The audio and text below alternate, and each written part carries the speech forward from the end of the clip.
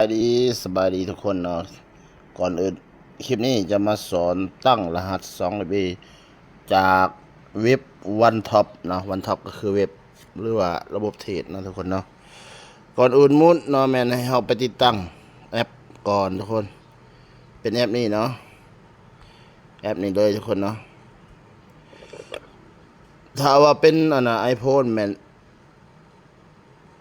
ไปตั้งอยู่ App Store เนาะถ้าว่าเป็น iOS หรือว่า Android แมนไปตั้งอยู่ Play Store ทุกคนเนาะ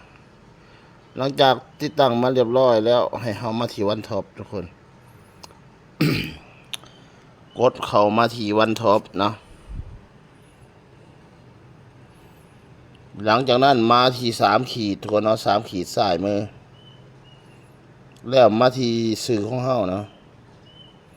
แล้วเลื่อนขึ้นทุกคนมันจะมีคำว่าเปิดเนาะเปิดรหัส 2FA เขากดเปิดทุกคน หลังจากนั้นใส่ซื้อรหัสผ่านนะหรือว่าใส่รหัสผ่านของเขา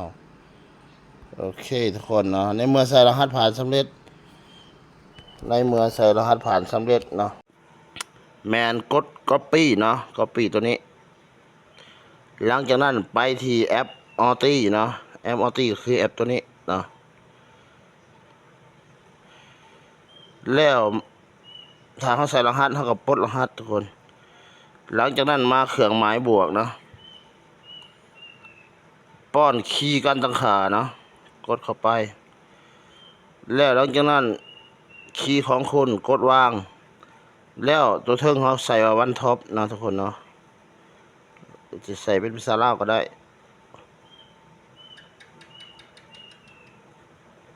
OneTop 2หลังจากนั้นกดเพิ่มนะทุกคนเนาะกดเพิ่มหลังจากนั้นเขาจะได้รหัส 2FA มาเนาะแล้วเขาCopy รหัส 2FA ไปวางใส่เนาะเขาต้องรอให้มันใหม่ก่อนทุกคนเนาะก็คือตอนนี้เวลามันใกล้จะมืดแล้วถ้าเขาไปวางมันจะบ่ได้เนาะฉะนั้นเขาจะรอก่อนหรือว่าทาแหละภาษาลาวเนาะโอเคคลิกใส่ Copy เนาะหลังจากนั้นไปวางทุกคนไปวางใส่เนาะแล้วหลังจากวางแล้วมันว่าเปิดน้ำไส้เนาะหรือว่าเปิดไส้กดเปิดไส้ หลังจากนั้นเราก็สามารถเปิดรหัส 2FA ได้แล้วทุกคนเนาะวิธีปิดบัดนี้กรณีเราอยากปิดรหัส 2FA เนาะ